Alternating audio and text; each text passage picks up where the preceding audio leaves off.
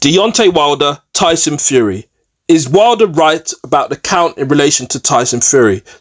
Welcome. Today we're diving into one of the most debated moments in modern heavyweight boxing, the controversial 12-round knockdown in Deontay Wilder versus Tyson Fury in December 2018.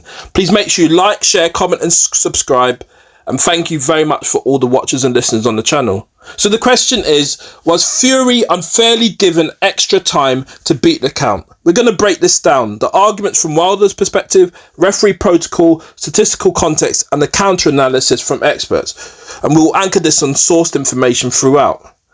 To set the stage, in December 2018, Wilder and Fury fought to a split decision draw in Los Angeles. Fury was knocked down twice in the fight, included in the final round. In that final knockdown, Fury hit the canvas flat on his back and appeared unconscious for a moment before getting up. There's many memes on that. Wilder and many fans view this as a potential knockdown. This should have ended the fight right there. But instead of a knockout, Fury rose and survived to the bell, preserving the draw. Wilder's central claim boils down to 3 points. The referee delayed the count. Wilder believes the referee Jack Reese hesitated before starting to count, giving Fury extra seconds to recover. He contrasted this with how quickly the count started for another fighter earlier on the card. 2. Fury was out cold. Wilder described Fury's appearance as akin to an M scene. I'm not going to say what it is, but you can guess, implying Fury was not clean unconscious long enough for a count out. 3. Most referees would have stopped it. In later comments, Wilder claimed that 9 out of 10 referees would have waved the fight off after that knockdown instead of giving Fury a chance to get up. These 3 points appear to form the core of the argument that Fury may have been given extra time to continue. To critically assess Wilder's claim, we must distinguish between 10 seconds and a 10 count. In boxing, the referee issues a count to 10, but it's not a strict 10-second stopwatch. The count begins once the referee sees the fighter is down and the neutral corner is established. Historically, slight variation in count speed among referees is normal. A count can take more or less than actual 10 real seconds. This distinction is critical. Even if Fury took longer than 10 clock seconds to rise, that does not by rule guarantee that it was a long count. If the referee's official count reached 9 by rule, many historians and rulebooks emphasize that the referee's count, not real time, is determining. Referee Jack Reese himself later defended his handling, insisting that his count was on the money and that Fury was up by the official 9 count. Reese said that he judged Fury's responsiveness and judged the count appropriately. Timing studies. So according to independent timing analysis, Fury was on his feet before Reese reached the 9 count. Reese stated he synchronized his count and Fury physically beat that count. This matters because boxing rules prioritize the referee's count, not a stopwatch measure used by fans. Safety protocols. Referees also check if a fighter can defend himself before resuming. Reese noted that he made sure Fury's condition was sufficient before continuing. This may add slight time after the count, which unfairly looks like extra time when it's actually part of the safety procedure. So, re-examining Wilder's argument, Wilder's points typically emphasize perception of delay and irregularity. Let's unpack. We've got visual perception versus count rules. While fans or fighters might feel a delay occurred, the rulebook is clear. The referee's count defines whether a fighter beat 10, not an external stopwatch. Emotional reactions. Wilder believes that Fury was out cold is subjective. Fighters and commentators differ widely on what out cold even looks like. Many boxers recover from temporary unconsciousness like this and still beat the count within rules. There's comparisons with other referees. There's claims that 9 out of 10 referees would have stopped the fight. Cannot be empirically proven. No survey or regulation supports that metric. It's a rhetorical argument rather than a rule-based one. So there's some counterpoints in expert views. There's broad boxing consensus that their counts vary. That difference of a second or two are common and do not necessarily imply favoritism or cheating. That's a rule nuance many casual fans miss. Fury himself admitted he didn't even know where he was initially and credited getting up due to conditioning and instinct, allegedly. So while the scene was dramatic, the official outcome rests on the referee's interpretation, consistent with how boxing officiating works. So, is Deontay Wilder right about the count? Yes, to feelings of frustration. Wilder's frustration is understandable. Getting the fight to your opponent's best punch and seeing him rise feels controversial. Many fans and pundits felt the count was slow because it felt longer than 10 seconds. But no to technical rule violation. Under the official rules of boxing, Tyson Fury did beat the referee's count. Referee Jack Reese maintained his count was correct, and timing evidence supports that Fury got up before the count of 10. Emotionally, Wilder's perspective resonates with many fans. Technically, within the rules and referee protocol, Fury's rise was legal and correct. In boxing, it's one of those moments where emotion, rule nuance, and moment-to-moment judgment collide. And that's why it's still debated years later. And if we look at the actual rules themselves, the governing principles, the unified rules in major professional boxing, the unified rules set by bodies like the Association of Boxing Commissions are the authoritative baseline most commissions and sanctioning bodies adapt.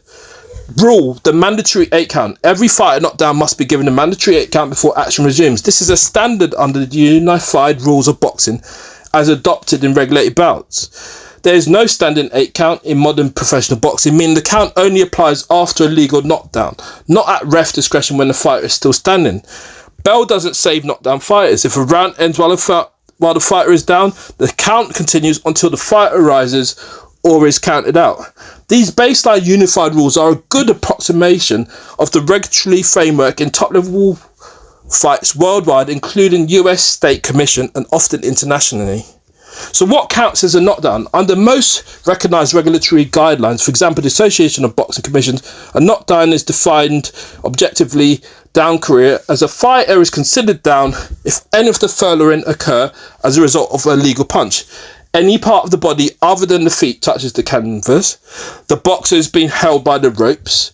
The boxer is hanging on the ropes without the ability to protect himself. This matters because the referee decides what meets this definition before initiating the count.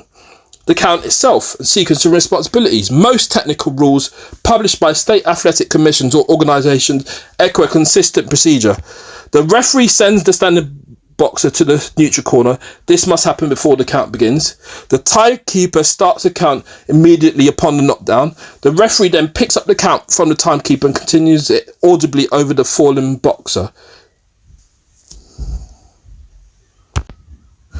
If the standing boxer fails to stay in the neutral corner, the referee must stop the count and retain the point at which he paused. This establishes by rule that the referee's count, not wall clock time, is the official record.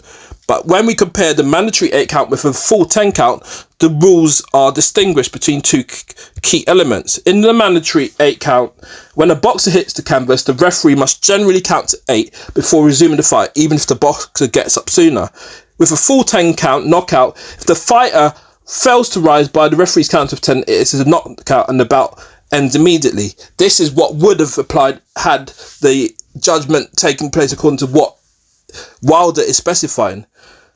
The important nuance is that the count is a referee count, not strictly a stopwatch count of 10 seconds. And many people don't know that. The referee's cadence and context, neutral corner compliance, interruptions determine the count progression. And that is definitely something that happens. So the guidance on the actual timing of count, there's a subtle but crucial difference between count of 10 and an actual lapse time. We're looking at referee count versus real seconds. The referee uses audible counting at roughly 1 second per number, but this process is not measured with a stopwatch. Film studies and historical counts show that a referee's 10 count can last significantly longer than 10 real seconds, and sometimes shorter because it depends on human cadence. This is why counts can be perceived as long or short by spectators, even if officially they are correct under the rule set. What happens if an opponent interferes?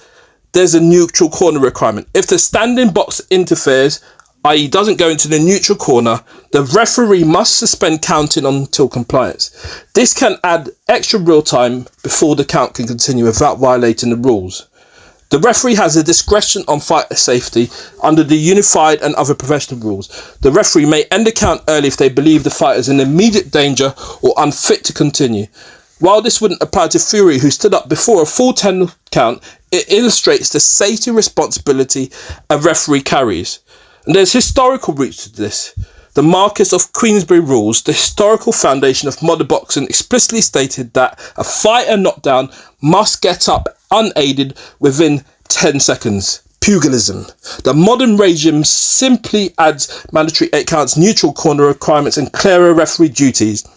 But the core 10 count requirement comes from this foundational rule. So the key takeaways here are as follows. There's technical pillars of the rules. The referee's count is the official count, not elapsed physical seconds. A fighter must receive a mandatory 8 count after being knocked down. A fighter must rise before the referee completes 10 to avoid KO. The standing boxer must go to a neutral corner or the count stops until compliance. A round ending doesn't stop the count. It continues until resolution. So why this all matters to the Wilder v Fury count debate. You need to understand the rules. The official count is based on the referee's actions and speech, not a stopwatch tally. Neutral corner compliance, perception of extra time. So taking all that on board, we can see why Wilder was upset, but it appears that the rules allow the referee's cadence on timing of the 10 count, and it might appear longer, it might appear like it gives more time, but it seems within the rules. But we'll see whether Wilder in the future has any additional arguments in relation to that to make. But for now, thank you very much for watching, listening and subscribing. I really appreciate the watchers and listeners as the channel grows, and thanks so much. Done talking.